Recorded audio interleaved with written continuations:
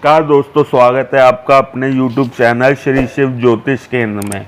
आज हम बात करेंगे धनु लग्न की कुंडली में कौन कौन से रत्न धारण किया जा सकता है, इस बारे में आज हम चर्चा करेंगे। तो आपके सामने हमने एक ये धनु लग्न की कुंडली बनाई हुई है। पहले भाव यानी लग्न में 9 नंबर लिखा हुआ है। इसका मतलब यह कुंडली धनु लग्न की कुंडली है। धनु लग्न की कुंडली में पहले भाव यानी लग्न के स्वामी होते हैं गुरु। लग्नेश जिसे कहा जाता है वह गुरु होते हैं।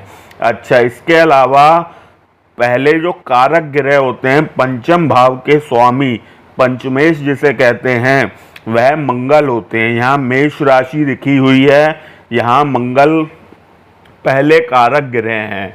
और दूसरे कारक ग्रह जिसे हम कहेंगे, यहाँ सिंह राशि लिखी हुई है, 5 नंबर लिखा हुआ है। इसका मतलब ये सिंह राशि है और सिंह राशि के स्वामी होते हैं सूर्य। इसका मतलब जो दूसरे कारक ग्रह हुए वह हुए सूर्य। अब पहले बताता हूँ कौन से ग्रह का कौन सा रत्न होता है। गुरु की बात करें तो गुरु का रत्न होता है पुखराज। पुखराज जो है गुरु का रत्न है। अच्छा, मंगल की बात करें तो मंगल का रत्न होता है मूंगा।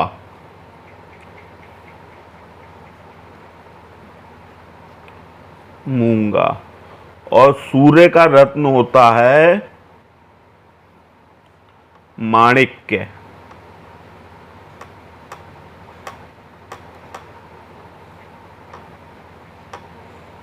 माणिक्य जो होता है वह सूर्य का रत्न होता है। अच्छा, इतना समझ में आ गया। अब मैं सबसे पहले आपको बताता हूं कि रत्न किस परिस्थिति में पहनाने के लिए सजेस्ट किया जाता है, मतलब आवश्यकता होती है। तो ग्रहों की डिग्री जो होती है, जब आप ऑनलाइन कुंडली निकालते हैं तो ग्रहों के संग कई एप्लीकेशन उसकी डिग्री लिख के देते हैं। कुछ एप्लीकेशन कुंडली के नीचे ग्रहों की डिग्री देते हैं और कुछ एप्लीकेशन आपको अलग से डिग्री चार्ट देते हैं कि कौन से ग्रह की आपकी कुंडली में क्या डिग्री है। तो डिग्री के अकॉर्डिंग अगर हम रत्न पहने तो बहुत ज़्यादा लाभदायक रहता है। अगर आपके किसी भी ग्रह की डिग्री 0 से लेकर और 15 के बीच में है तो ऐसी कंडीशन में आपको उस ग्रह का रत्न पहनने की आवश्यकता होती है। 15 से 20 के बीच में अगर डिग्री है तो आपको कोई आवश्यकता नहीं है कि आप उस ग्रह का रत्न धारण करें, क्योंकि वह अपने शुभ अशुभ फल देने के लिए पूर्ण रूप से तत्पर है। और अगर 20 से क्रॉस करता है और 30 के बीच में है तो भी आपको आवश्यकता है कि उस ग्रह का रत्न पहना जाए। तो इतना समझ में आ गया। अब हम बात करते हैं कि किस परिस्थिति में कौन सा ग्रह पहनना है और कौन सा ग्रह रत्न नहीं पहनना है। तो सबसे पहले बात करते हैं कुंडली में गुरु की।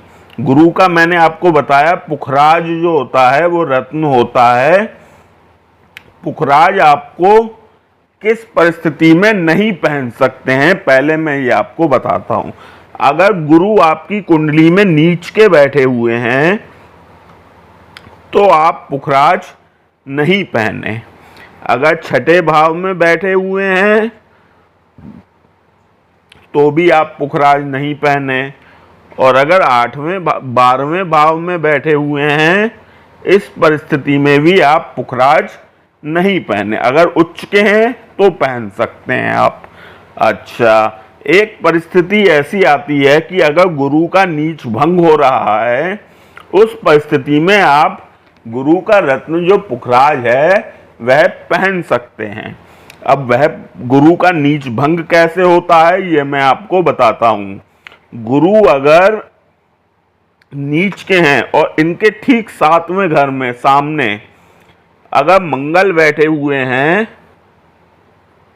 अब ये दोनों ग्रह नीच के हो गए आमने सामने, इस प्रकार इनका नीचभंग हो जाता है। अच्छा, एक कंडीशन ये होती है कि शनि इनका नीचभंग कर सकते हैं। शनि कैसे नीचभंग करेंगे? अगर शनि कुंडली में उच्च के हैं, अगर शनि कुंडली में उच्च के हैं तो गुरु का नीचभंग हो जाएगा, या अगर शनि गुरु पर दृष्टि डालें। अब शनि गुरु पर दृष्टि कैसे डालेंगे? अगर गुरु यहाँ नीच के बैठे हैं, शनि बिल्कुल सामने वाले घर में बैठे हैं, ठीक है, तो दृष्टि पड़ जाएगी। अगर शनि गुरु से 3 घर पीछे बैठे हैं तो दृष्टि पड़ जाएगी। और अगर गुरु से शनि 10 घर पीछे बैठे हैं, 7, 8, 9, 10, अगर शनि यहाँ पे बैठे हैं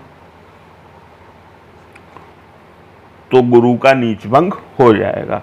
इस प्रकार से अगर गुरु का नीचभंग हो रहा है या गुरु, तो आप गुरु का रत्न पहन सकते हैं। अगर गुरु लग्न में है, तीसरे भाव में है, चौथे में है, 5वें भाव में है, 7वें भाव में है, 9वें भाव में है, 10वें भाव में है, 11वें भाव में है, तो भी आप गुरु का रत्न पुखराज जो है पहन सकते हैं। इतना समझ में आ गया गुरु का आपको। अब हम बात करते हैं मंगल की। मंगल का मैंने आपको बताया कि मूंगा होता है। अब मूंगा आप किस परिस्थिति में नहीं पहन सकते हैं ये मैं आपको बताता हूं। अगर मंगल जो है नीच के हैं, नीच के कहां पे होंगे? कर्क राशि में। अगर मंगल नीच के हैं या मंगल छठे भाव में बैठे हैं, इन परिस्थिति में आप मूंगा नहीं पहन सकते हैं। अब अगर मंगल का 8वें घर में नीच भंग हो रहा है, उस परिस्थिति में आप मूंगा पहन सकते हैं, क्योंकि अगर नीच भंग हो रहा है तो मंगल उच्च के समान फल देंगे। तो नीच भंग करेंगे इनका चंद्र या गुरु। अगर गुरु और मंगल दोनों नीच के हैं तो दोनों उच्च के समान फल देंगे और दोनों का रत्न आप धारण कर सकते हो अगर डिग्री वाइज कमजोर हैं तो। या चंद्र इनका नीच भंग करेंगे, अगर चंद्र की युति हुई हो मंगल के साथ, या चंद्र दृष्टि डाल रहे हो, या चंद्र उच्च के हों। उच्च के कहाँ होंगे? वृषभ राशि में। इस प्रकार से मंगल का नीचभंग हो जाता है और मंगल उच्च के हो जाते हैं। ऐसी कंडीशन में आप मूंगा पहन सकते हैं। अब बात करते हैं सूर्य की। सूर्य का होता है माणिक्य। माणिक्य किस परिस्थिति में आप पहन सकते हैं?